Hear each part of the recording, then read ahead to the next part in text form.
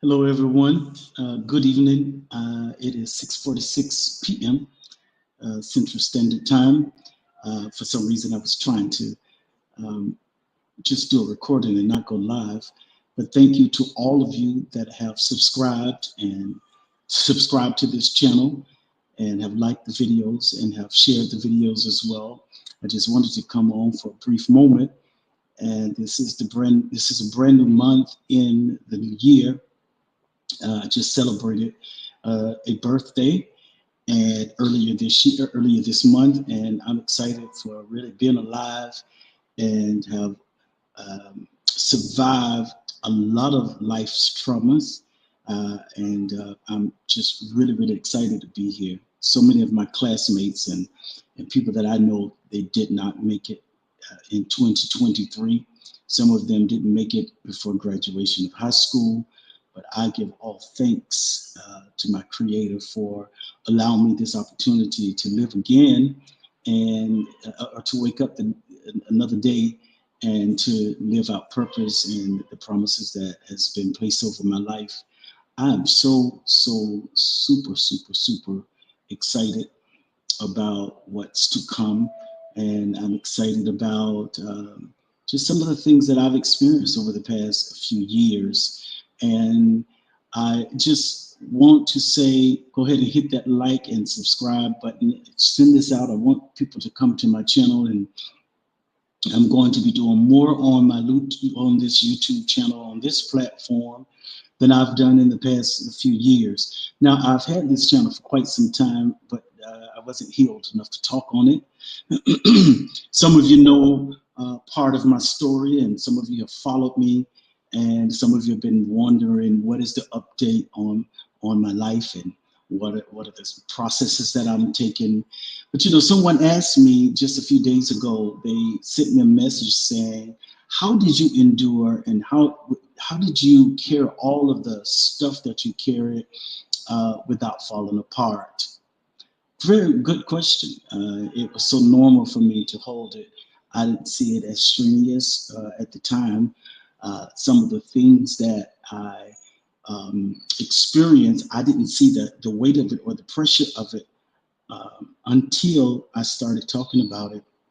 Some of you watch one of the bloggers, the cigar blogger, Daryl Moore. He really shared some of my story with you all. It came out a couple of years ago. It was really noisy and busy during that time. And I'm telling you, I felt so relieved after just being able to share some of the traumas that I've experienced or that I experienced in times past while in the church. And um, not being able to really talk about it publicly, it did nothing more than harm me.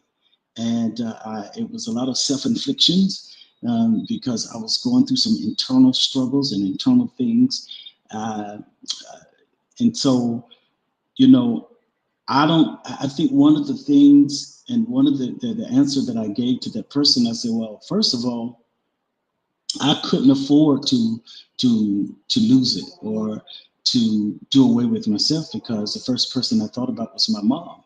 And I did not want to harm or cause her any type of pain, even though I was experiencing pain. But we had such a connection. I'm the baby of eight, as many of you have heard. I am the baby of eight, and some would have considered me a mama's boy. I didn't see that at the time, really, until after my mom passed. And we're coming up on 6 years now. January the 28th would be 6 years. And a lot of the reasons I did not do some of the things that I probably would have done or thought about doing was because of the love I had for my mother. And the reason why I could not share anything, I had to wait until her passing before I can start divulging all of the pain and the stress and all of the turmoils that I was going through. Some of you saw me in a very vulnerable state of being. Some of you, by the time you got exposed to me and my story, I was extremely vulnerable during that time. I was transparent. I was naked before you, and I'm one that I don't cry in front of people. And so while sharing my story, I did break down because it's the reality of it. And when I think about all the people that did not make it and all the people that they made other decisions because of the pain to try to deal with the pain that they experience and the traumas that they experience, I knew that I did not want to go that route. And basically, it was my mother.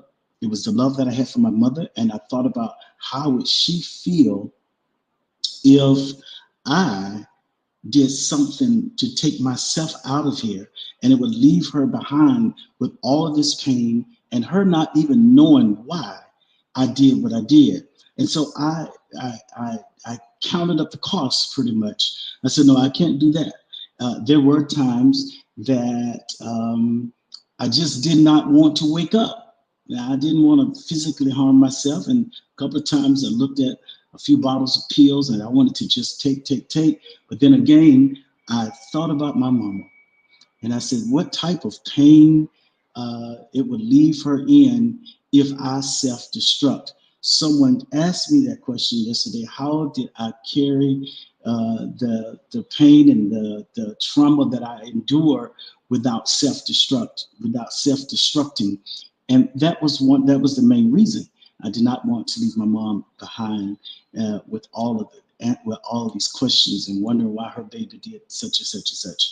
Well, and the person that sent this message to me, they said, you know, I listened to your story again, and then they thought about all of the trauma that happened to them. And sometimes in life, we try to get busy so that we can forget about the trauma and the pain that we've experienced, just so that we can make it through the next day. And I've had so many people tell me, they say, I forgot until I heard you and I heard your story. I literally forgot because we have tried to forget and we get busy to forget and we take on other things in life to forget what we've gone through and the traumas that we have experienced. But just as sure as the clock will strike 12, regardless of where you are in your life, it's going to resurface and come back up again for you to remember. And sometimes we try to forget to remember because we do not want to endure again the affliction of the pain or the remembrance of it, rehearsing it in our souls, rehearsing it in our minds. It causes you to relive the pain. By the time that you all saw me a few years ago, that was my first time talking about it on a public platform, but it caused me to relive the pain of it. But in order to get through it and get over it, and I won't say it's anything you could ever get over, but in order for you to start your healing process, you have to open your mouth and verbalize and express what you feel. And sometimes it doesn't come across good. It's an ugly expression, and sometimes anger comes with it, and sometimes um, you want to blame yourself. Now, I've never blamed myself for the things that happened to me. I felt like I should have been protected, but I never blamed myself for some of the things that I endured. Just one moment, I'm waiting for one moment here. I never blamed myself, but talking about it is the process of healing, right? That is the beginning stage of your healing, and you'll start feeling all of the emotions all over again because you start picturing in your mind where it was, when it happened, who it was, and just the trauma of it all. And as you begin to discuss it, you are basically reliving it to tell the story. And we have to keep talking about it so that it won't be so painful. See, the last time or the first time you saw me talking about it, I wasn't where I am today. I'm able to really talk about it in a much more, I don't want to say healthy way, but with not so many emotions that comes with it. It's still very emotional. It's still very tragic, things that happen to us. It does not, because time goes on, does not lessen the tragedy of it. It was a benchmark in your life. It's something that you could never forget. I'm listening to a story now of a young man. I can't even remember his name. He's coming out about his what happened to him in the church, and it is all over. And thanks and kudos to Daryl Moore, who started the story, and then Tasha K picked it up. I know the feeling of a victim who has finally had their voice heard. You can rest at night.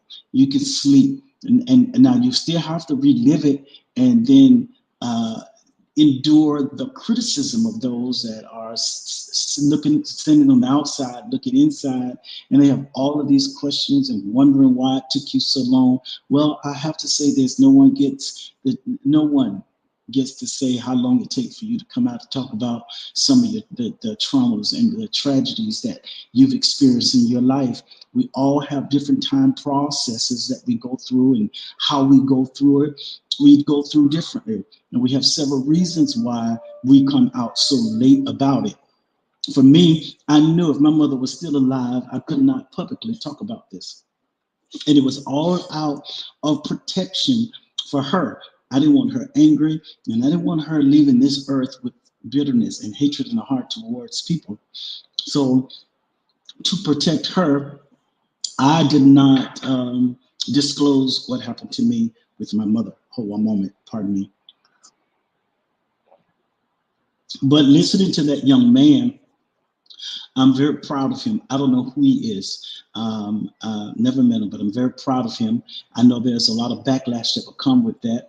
I went through some of the backlash, and it's okay because that's the strength, the inward strength came from me telling my story, being able to get it out there and being able to lay it out on the line, because there are so many other people that you can help by telling some of the tragedies that you've experienced. Sometimes people will look at you and they think you've had it good all of your life, but if they just peel back the onion in your life, and they'll see all of the scars and all of the dysfunctions and all of the inward turmoils that you've had to endure and experience because you're keeping things silent and you're keeping secrets and you're trying to protect other people by keeping a secret. But in actuality, you are really hurting yourself.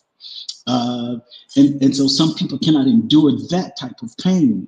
And yeah, so that was one of the ways that I was able to endure, is by just really protecting my mom. And then secondly, I was ashamed. I was ashamed. I was ashamed. And that's one of the things that happen to victims is you experience shame. You are afraid of what people are going to say about your experience. And you're shameful that it happened to you. Fear and shame. It took me 30 years to talk about it. Yeah, 30 years to talk about it and to bring it to the forefront. And since then, uh, my life has really taken a direction of of healing. And I'll share later on, not on this video, some of the processes, some of the steps. Uh, well, I'm on live right now. Goddess, warrior goddess. Well, I don't know. I did something to this, and maybe I did something wrong, but I am live, warrior goddess. You say, is this really live or a pre-recorded? Well, I'm responding to you. Um, so, and so shame and embarrassment comes along, and then you don't want to have to relive it, because yes, you don't want to have to relive it in the beginning stages of it, because it does. It brings up so much pain and so much trauma of it, and I just it's embarrassment that comes with it. So people don't talk about it, and they hold it for years. And some people, are you able to hear me well, warrior? Because I'm doing something different with my headset.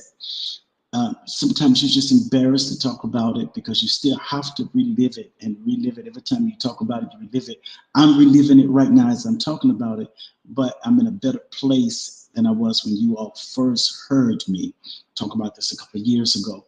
And so It was my mother, and that kept me from really protecting my mother. Hey, Sims, it was me protecting my mother. The reason I didn't talk about it because I just did not want her to. I kind of thought of, she's older, she's getting older. I do not want her leaving this earth with hatred in her heart. Did I, Dion Drake? Did I say it right? Did I say it right? Yeah. And so I'm always proud of a victim that is able to articulate and articulate what happened to them, whether it's through writing a book, which I am writing, or whether it's through coming on a public platform to really talk about it. And sometimes coming on a public platform, it is to bring awareness to what is going on within a system or what is going on within a person's life and the processes that they're taking to handle the trauma that they experience. And I'm telling you, there are some people just did not have anywhere to go. And some folks took their life or they went through other they went down other paths. I remember the other gentleman that experienced what I experienced with the same person that was with George Bloomer.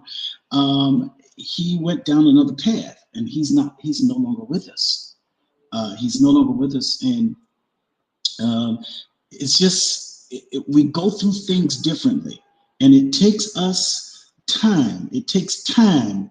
Don't let anybody push you into that or rush you through the process. It takes time to express and to explain what you've been through, because the moment you start expressing it, you start reliving it. And if you're not ready to relive it, then sometimes it's better to just pull back, only express the things that you're able to handle. I remember during that time, a pastor called me from Atlanta. She called me. She said, well, I won't call her name. She said, well, tell me what happened, because I have him every year, and we've been getting him for 20 some years, I can't remember how long it's been. We've been getting George Bloomer for years. And I've gotten a phone call from my members saying, you need to talk to him because you hear the voicemails or the voice messages or the telephone call, and he's due to come here. And when I got the call, when I started having a conversation with this leader in Atlanta, she began to ask me what happened. And it was during the peak time of me just, recently talking about it on Daryl's platform. So I was still in a place where it wasn't good for me to talk about. And believe it or not, I have yet to hear the recordings of that Daryl put out, or I did not go back to listen to it. He needed me to approve it before he aired it, and I wasn't able to listen to it because I was just not in a place to relive it at that moment, right? And so I just told him to go ahead and put it out there because I wasn't able to.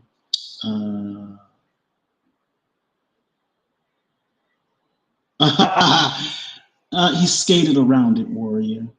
No, he didn't. No, you have to listen to the. Yeah, I got some video. I have some audio out there.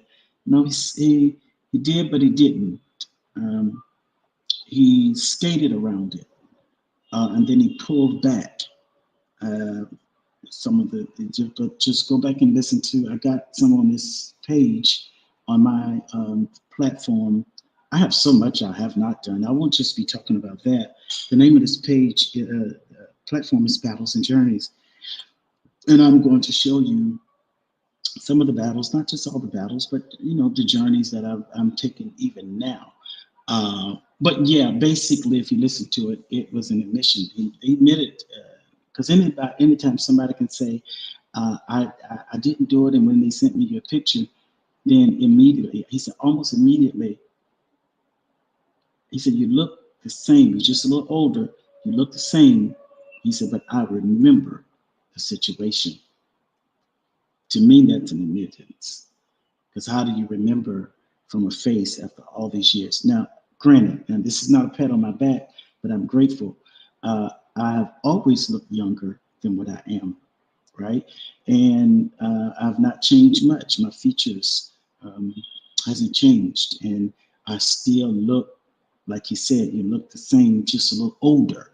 So, but anyways, as I was saying, uh, because if well, I won't go down that. I'll do that in another video. As I was saying, some people did not make it, and so this pastor was sort of trying to figure out how to still bring him in and justify. I think that's just my opinion, right?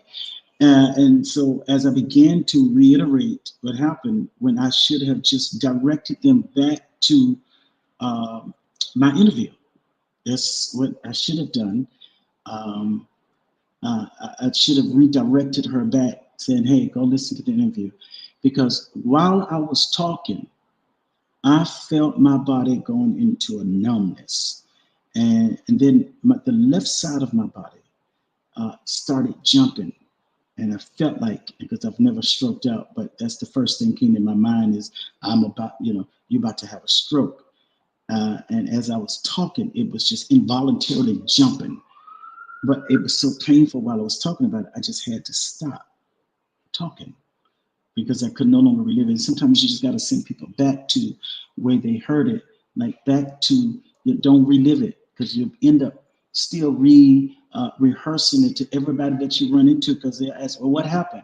Well, go back and listen to the interview and you'll see, and you'll be able to hear for yourself what happened, right? And so, uh, but one of the things, two things got me, um, and I won't mention, I'll only mention one of those things right here. Um, she said, well, I'm going to have a conversation with him. She said, but now, I'm not your former pastor, and I don't want you to think I'm just like her, because the former pastor actually brought him back in after knowing what was done, because she said um, he was going to help her get some of the other big time preachers that she's been wanting to get to her church. So when she mentioned to me that I don't want you to think I'm like your pastor, your other pastor, your former pastor. I said, no, I said, you're not my pastor and you don't owe me anything. She said, but I'm going to have a conversation with him. And here was the next thing that got me. She said, well, why did you record him?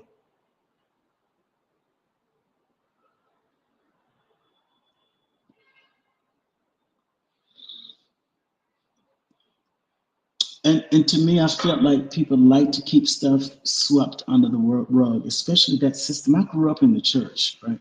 And so I think the most disheartening thing for me in all of this, it was I was dedicated to a system that did not protect me. And, I started out at 13 years old, and I was dedicated to a system, and I gave all of what I knew um, to a system, to a church that when it came down to protect me, they were negligent.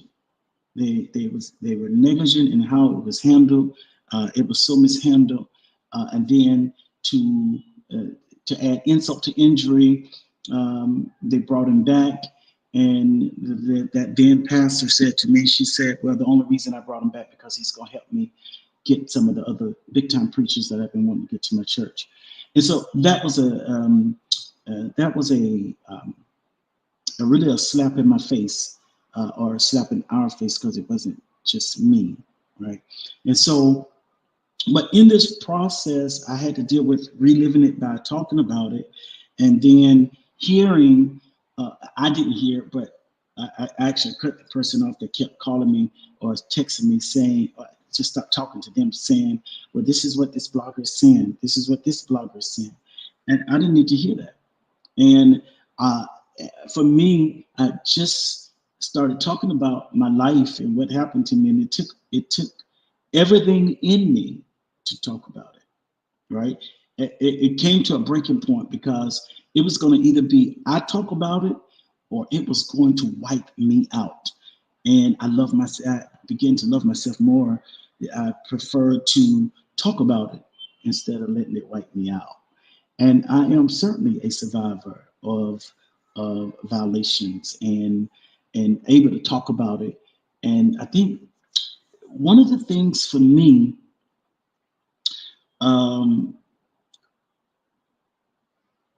that I was so grateful for, people don't get the opportunity to really confront the person who violated them. They don't get the opportunity to really talk to the person without them avoiding them or lying. And so there's a lot that comes with that. And that was another level of freedom, that it was another layer peeled back for me that I experienced that a lot of people don't get to experience. Yeah. They don't get to talk to and confront. And then to have that person to basically admit to. Um, and then somewhere in the conversation, they pulled back, because if you publicly admit to doing something, then lawfully you said you did it. That's all that was.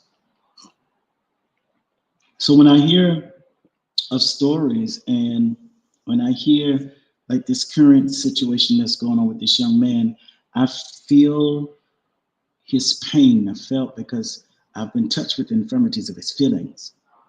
And I know what it's like to have someone in authority to violate you. And it takes you off guard, and makes me emotional, because people use their power and authority to control and manipulate. Uh, it's unfortunate that some of you have had to go through this, and because it's people that you respect and you trust to the point, especially if you grew up during the time that I grew up in the church, you basically believed everything that came across the pulpit, and you had trust in your leader. You had faith in them. When you start out as a child, that's why it's easy to manipulate children, because they don't really question adults. I did. Now, these children now, thank God, some of them, they do question the adults. But growing up the way I grew up, we did not question leadership. We did not question the adult. I didn't question my mother. My mother said something, you just do it. And God rest her soul. It would be 6 years, January the 28th, and it's still unbelievable. It's unbelievable that it still feels like yesterday. So I say to the young man that is talking about his story, I can't remember his name. It's happening right now, currently. I know where he's at. He said he was able to sleep now that he's gotten it out. Because when you're holding on to something so long,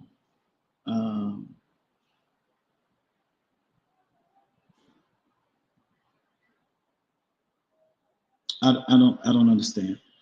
When you hold on to something for so long, um, and you're holding it back, and you don't talk about it, it's like at that moment you stop breathing, you stop living.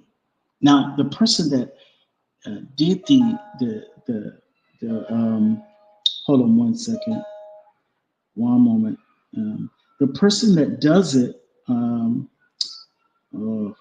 I do apologize. I was waiting for the person that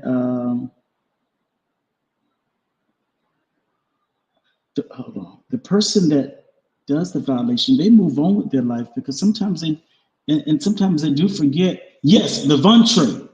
Yes, Levante.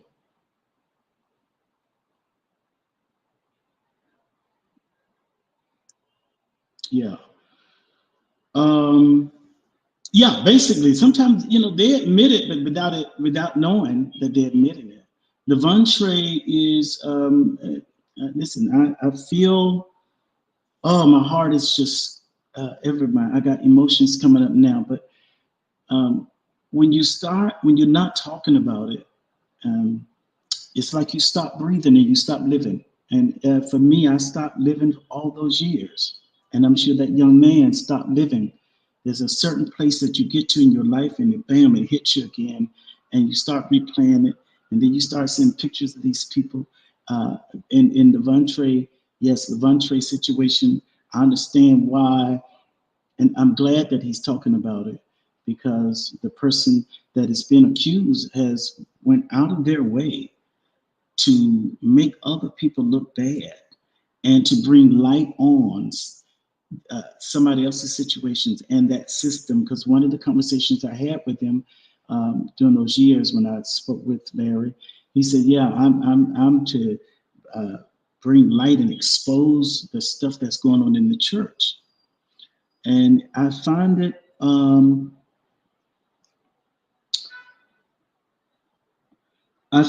I do apologize. I find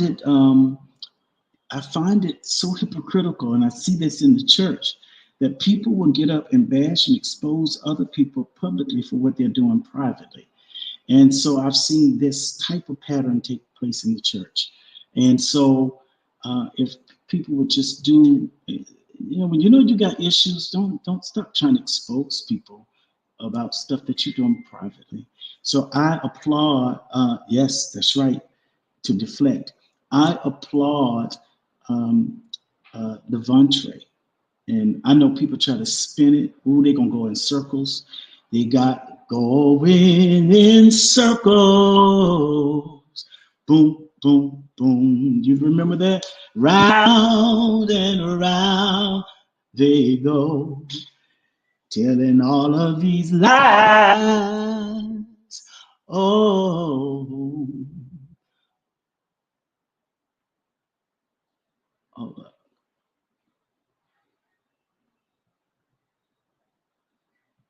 Hold on one second. So, by the way, I am in another country. I moved out of the I have a place outside of the United States. And so, but anyways, I'm going to cut this short. I didn't intend on being on long, but I want to say that, I wanted to share how I made it. I'm going to come back on. I'll be doing some talking and some short clips about my life and where I'm actually right now in South America. And I've been here now for several months. But I wanted to say to you all, I'm coming back soon, Sims. I have to go. But I want to say to you all, if you're going through any type of trauma, please find somebody you can talk to. Find a specialist, somebody that you can really talk to, and they can help you through this process. And stop holding secrets to protect other people when your secrets that you're holding is harming you. And I applaud Vontrae. I'm happy for him. I know the freedom that comes with speaking. I know the freedom that comes with, I'm learning Spanish now, Warrior. Yeah. I know the freedom that comes with being able to talk about it. I also know the backlash of people trying to spin stuff and try to protect the person. And for some reason, people always try to protect the perpetrator.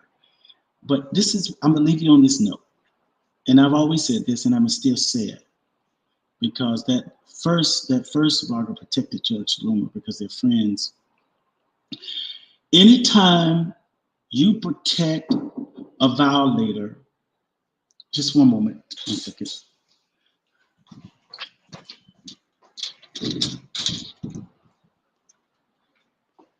Anytime you protect a violator, I'm sorry, please, I apologize.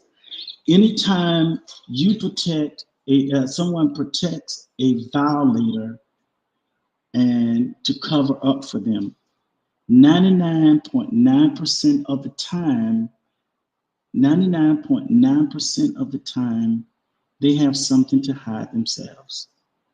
They are trying to cover up. They don't want their victims to hear what is being said in fear of their victims coming out about what happened to them from them. It never fails. I've had people ask me, when I first started my YouTube channel and started talking about this, people came on, they were angry and they were upset, and they was trying to say, well, uh, uh, why are you doing this to him, and da da da da da. And the question I ask is, are you a violator? And when I ask that question, they just disappear, because it is known that when you try to protect and cover up somebody else's violation, 99.9% of the time, that person has something that they're trying to cover up as well, and they do not want it to come out. So now you see them spinning their wheels and trying to cover up for what they did, or to try to make somebody just try to discredit them, to make them sound unbelievable. It's all a demoniacal attack. It is all damnable and evil for a person to violate you and then turn around and try to make you look like you're the liar, because in actuality, they don't want the world to know. They do not want the world to know, because that's why people lie. People lie in fear of you finding out something, right? And so when I heard the young man speak, Levantre, it reminded me of me, because he did not miss a beat. Because it's easy to talk about what you've experienced. See, a lie has to be rehearsed. The truth doesn't have to be rehearsed. The truth just is, you just tell the truth, tell your part of the story, tell what happened to you, tell your perception of it, how you felt, and you don't, because it's just something you relive, you live with all of your life, so you don't have to rehearse it. Now people have to go back and rehearse lies, and you're seeing this unfold right now, that people that are lie, they forget the last lie they told. So they don't forget that lie. So they lie about what they lied about, and then they lie about what they keep lying about. And so it kind of sounds like that last president. But anyways, I'm looking at the whole spinning of the wheels, of people spinning.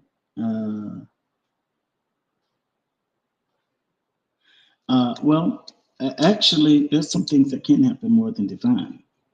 But you know, but anyways, the people spin their wheels and they spin their wheels, and I'm listening. I heard about people spinning them, because I don't even listen to those people, but I heard about how they are spinning their wheels and trying to turn things, and they turn it in circles. They're so dizzy right now because they forgot the last lie they told, and now the lie that they told is coming up, and then they forgot they told that lie, and the lie just keep lying, trying to cover up the lie they just told. You see how confusing it sounds? So it's just better to just tell the truth. Just tell the truth. It's easier to tell the truth. I don't know about that. You know, I don't know about that, warrior. But it's just easier to tell the truth. And when you tell the truth, because I'm not in legalities. I mean, I had my conversations with my attorneys, so it's easier to tell the truth, right? You can still go after these people. It's easier to tell the truth because you don't have to remember the truth you told. When the truth is coming from your experience and from your core, so you just keep speaking from your core. Anytime somebody got to spin, go in circles and cover up, and their stuff ain't adding up. If it's not adding up, it ain't adding up. 2 plus 2 is 4. 2 times 2 is 4. 1 times 4 is 4. You see, 8 minus 4 is 4. See, those things don't add up. Well, warrior, sometimes the charges that they do get is the embarrassment and the people are finding out the truth about who they are. And then you find out other victims starts coming out about what happened to them from that person. Because I can't tell you how many messages I've received when I first started talking about my story about, and people in different states saying they were violated by the same person, and they are happy about hearing this story, because so many people hold their stories in fear of, like what's happening now. People gonna lie and they're gonna get people. I don't understand. It's just easier to tell the truth. If I did something, I'm gonna say I did it. Period. If I didn't do it, I didn't do it. If I did something and it looked like I did what they said I did, we're gonna talk about that too, because sometimes it can be a lot of misperception. But I know for me, they went in circles and they talked about, and these bloggers talked about, and this and But anyways, neither here nor there. Those of you that are experiencing these things, please find somebody to talk to. Once again, I support that young man because I know what it feels like, and even on both ends, but nobody ever sent me a cease and desist letter. Um, I mean, I'm always prepared and ready to do whatever I need to do. Um, as my mother would say, don't let the smooth taste fool you. You all saw me in a very vulnerable state. I'm not that person, and but I was able to share with the world, or those who watch, some of the dark places and the darkness of the darkness that happened to me inside of a system that's supposed to protect you.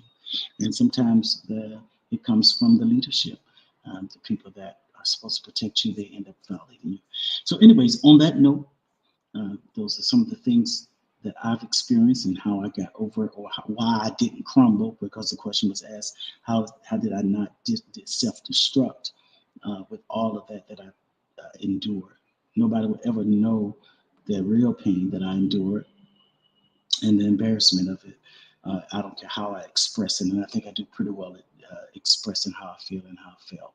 All right, y'all have an amazing day. Please hit like and subscribe. Send this video out, please. I'm trying to grow my platforms at this point, and I'm excited about my life. And I'm still here to talk about it, and I support anyone that has gone through. I support any victim, whether it's a victim of that has gone through any type of abuse, verbal, physical, sexual abuse, any of those things. All right, y'all, please have an amazing